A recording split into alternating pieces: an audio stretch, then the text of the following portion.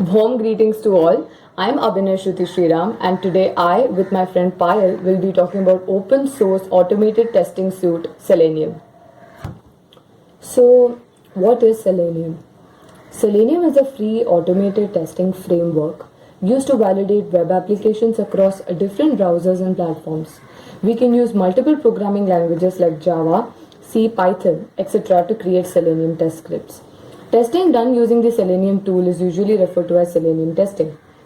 Selenium software is not just a single tool, but it is a suite of software, each piece catering to different testing needs of an organization. So there are four components of Selenium, namely Selenium Integrated Development Environment or Selenium IDE, Selenium Remote Control or Selenium RC, WebDriver and Selenium Grid. So Selenium RC and WebDriver are merged into a single framework to form Selenium 2. Selenium 1 by the way refers to Selenium RC, and currently we'll be using Selenium 4, which is the most updated version of Selenium. So who developed Selenium? Since Selenium is a collection of different tools, it had different developers as well. So I'm going to be talking about key persons who made notable contributions to the Selenium project, starting with Jason Huggins. So Selenium was created by Jason Huggins in 2004. He was an engineer at ThoughtWorks. He was working on a web application that required frequent testing. Having realized that the repetitious manual testing of their application was becoming more and more inefficient, he created a JavaScript program that would automatically control the browser's action, and he named the program as the JavaScript Test Runner. Seeing the potential in this idea to help automate the other web applications as well, he made JavaScript Runner an open source, which later got renamed as Selenium Core. So I'm going to be talking about the same origin policy issue.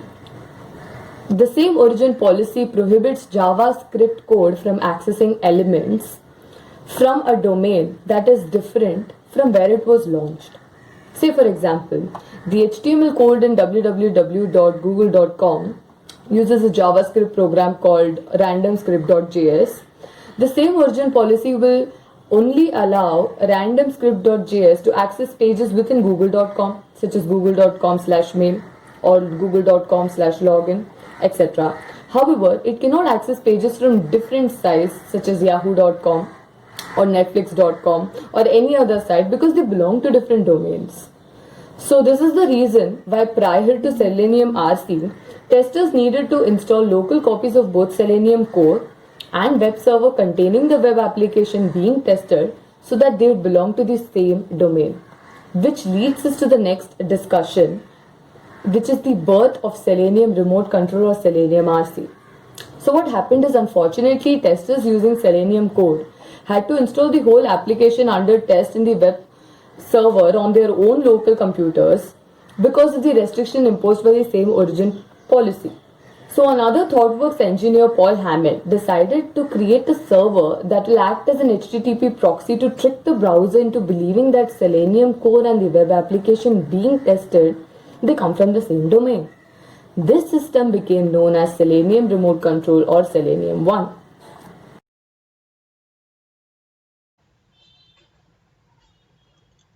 Now let's talk about the birth of Selenium Grid. Selenium Grid was developed by Patrick Lightbody to address the need of minimizing test execution times as much as possible. He initially called the system as Hosted QA. It was capable of capturing browser screenshots during significant stages and also of sending out Selenium commands to different machines at the same time. In the given picture, as you can see, there's a hub which is connected to different nodes, which are nothing other than different operating systems like Ubuntu, Windows, Mac, Android, etc. These nodes are also various test cases on which the tool performed the tests. Now let's talk about the functions. Selenium Grid is a tool used together with Selenium RC to run tests on different machines against different browsers in parallel. In other words, we can say it is like running multiple tests at the same time against different machines or running on different browsers and operating systems. Let's talk about the birth of Selenium IDE now.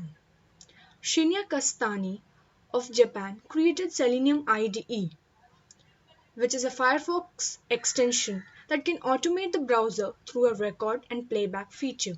He came up with this idea to further increase the speed in creating the test cases. In 2006, he donated Selenium IDE to Selenium projects. Selenium IDE, or Selenium Integrated Development Environment, is a Firefox plugin. It is the simplest framework in the Selenium suite. It allows us to record and playback the scripts. Even though we can create scripts using Selenium IDE, there's a need to use Selenium RC or Selenium WebDriver to write more advanced test cases. It is supported by operating systems such as Windows, Mac OS, Linux, and browsers such as Mozilla Firefox. Let's talk about the birth of Selenium WebDriver. Simon Stewart created WebDriver circa 2006 when browsers and web applications were becoming very powerful and more restrictive with JS programs like Selenium Core. It was the first cross platform testing framework that could control the browser from the operating system level. Selenium WebDriver, aka Selenium 2, is a browser automation framework that accepts commands and sends them to the browser. It is implemented through a browser specific driver. It controls the browser by directly communicating with it. Selenium WebDriver supports Java, C Sharp, PHP, Python, Perl, Ruby, and all these programming languages. It is supported by operating systems such as Windows, Mac OS, Linux, Solaris, and supported by browsers like Mozilla Firefox, Internet Explorer, Google Chrome, Opera, Android, iOS, HTML unit, etc. Let's talk about the basic features of Selenium 3. Selenium 3 was released in 2016. The major changes in Selenium 3 were removing the original Selenium core implementation and replacing it with one backed by WebDriver. This will affect all users of Selenium RC API. There were two levels of changes. One is backend level changes and user level changes. Let's talk about the user visible changes first. In user visible changes, Selenium core would completely be removed. Selenium RC would be deprecated, that is, there would be no active development to support core or RC except the very urgent fixes. The RC API would be backed by WebDriver, so you can execute your existing RC script. Client bindings for other languages except for Java are still the same. Using WebDriver after quit function would be now an illegal state exception. For mobile users, Selenium 3 will be hosting a suite of tests to facilitate interoperability between the many different projects available that are extending the WebDriver API to also cope with the mobile. New Java binding structure for Selenium 3 are as follows. Selenium Java. It is just the WebDriver classes. Selenium 3 Server, which is lightweight, command line compatible remote server. Like RC. The old Selenium client-side classes, WebDriver backed Selenium, Remote and Point for Selenium 3 Server. Let's talk about the backend level changes. Due to support for many browsers by Selenium 2.0, it was really hard for a developer to fix Selenium specific issues. For example, fixing an issue for one browser, like for example Chrome, triggers some other issue for different browsers, like Firefox. The reason for this inconsistency is that every browser follows different approaches for expert engines and other browser mechanisms. So Selenium has come up with World Wide Web Consortium standard and asked every browser owner to follow the standard while implementing browser. Selenium developer community has also recommended every browser vendor to own the drivers as they are more familiar with their own browser. So apart from these, the following can be said to be the major changes from backend side. Migrate all drivers to use status strings rather than status codes in responses. all actions to have a single endpoint for JSON via protocol service. Migration to Netty or Webbit server. Let's talk about the recent or the released update of Selenium, that is Selenium 4. The Selenium 4 Alpha was released in April of 2019. Selenium is comprised of Selenium IDE, Selenium WebDriver, and Selenium Grid. Selenium 4 offers changes to all of these components. To start with, Selenium 4 offers new standardization. For users, this latest version of Selenium will allow for a more seamless experience. In the past, most Selenium commands did not work across browsers, which was a major issue. So now, you will no longer need to modify code to work with different browsers. So the same code is compatible for any browser. Selenium WebDriver will be completely W3C standardized. Since Chrome, Safari, Firefox, various Internet Explorer or web browsers also follow W3 standardization. This means that everything will run in W3C standard protocol.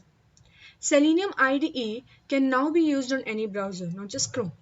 You can use your own locator strategy while easily plugging into the Selenium IDE. The new Selenium IDE runner will be based on WebDriver. The command line runner will be based off Node.js rather than HTML. The command line runner will also now provide information such as the number of pass and fails of various test cases and the test timings. Other update in Selenium 4. Improvements to request tracing and logging with hooks for better debugging. Updated documentation, which hasn't been touched since Selenium 2.0. Selenium Grid user interface improvements with no need to set up hubs and nodes separately as the grid serves the purpose of both. Capabilities are transitioning from legacy or JSON wire protocol to WebDriver protocol. Chrome Driver and Edge Driver are inherited from Chromium Driver, which offers predefined access to dev tools for performance measurement. You can work on two different windows at the same time while using Selenium. Get locators related to any locator, such as to letoff or above function. Selenium 4 will end support for Opera and headless testing with Phantom. Selenium commands. Let's talk about what basically are Selenium commands. Selenium commands are also known as Selenis and are the set of commands used in Selenium IDE that run your tests. A sequence of Selenium commands together is known as test scripts. Using Selenis, one can perform various activities like testing the existence of UI elements based on their HTML tags, tests for specific content, tests for broken links, testing input fields, selection list options, submitting forms, and table data, among other things. Testing of window size, mouse options, alerts, Ajax functionality, pop-up windows, event handling, and many other web application features. Now, let's see a test case using the Selenium tool. So now let's take a case study to understand how Selenium works, where Selenium is put to use by understanding a practical scenario. So in this case, let us say that the client manages foreign exchange transactions for their customers across EMEA. They have unique offerings such as prearranged products, customer analysis, and consultancy. These services are powered via their online system. They are customer-centric and industry innovator that make use of technology to provide better test products to the market. However, with increasing pressure from the market competition, and government regulations, the company needs to make frequent changes to their online system to address aforementioned challenges. They need the fastest and most reliable method to make effective changes to their web application. Their web application must be robust for handling frequent, fast changes while keeping its reliability intact. A key part of doing changes and making sure that application works flawlessly is by doing proper testing. Now, old-fashioned approach involves tedious amount of work to execute regression tests that most of the time is done through manual execution. Hence, this approach proves to be more costly on both time and resources. So there has to be a way to carry on testing in a more efficient way that can be done as early as possible during the development, which will reduce risks and cost. So the key objectives are: A, to identify and integrate automated and continuous testing into development process that is fast and reliable and economic. And B is that the tool or the process must be dynamic to handle several testing scenarios and must be easy to create, execute and maintain for existing team of developers. Now let's discuss the solution. The team created suites of fully automated regression tests based from current test scripts using Selenium. Selenium, like we discussed, is an open source technology for automating browser-based applications. It provided a portable software testing framework for the client's web application, and the fact that Selenium has its own record playback tool for authoring tests without the need to learn a test scripting language made it easy for the team to implement. It also provides a test domain specific language, Celenese, to write tests in a number of popular programming languages which may come handy in the future. The automated test suites were integrated to the development process, which provides early and better insights. In return, it provided more time and efficiency to the development process. Issues were traced and fixed earlier on the development's life cycle. So when the development is done, rigorous regression testing was not necessary. In the end, the client was happy to get faster turnarounds on their project and less to no defects during the UAT phase. Benefits. So let's now discuss the benefits. Being an open source, there was no cost in obtaining the required components to set up the framework. Since testing was integrated to the build process, the developers can now run tests whenever they have updated a piece of code. This reduced project timelines by almost 15 to 20%. The developers also were able to determine bugs and problems during early stages. Therefore, it saved them a lot of time and increasing quality and lesser defects reach at the UAT production or the UAT phase. Having all of these tests automated meant that the team would now be able to test more often, catch more regression before release. On top of this, test scripts are updated consistently as they are now part of the sprint deliverable. This ensures that testing is always done with the correct parameters and scenarios that are aligned to the current business rules of the client. Thank you for watching this video. Have a good day.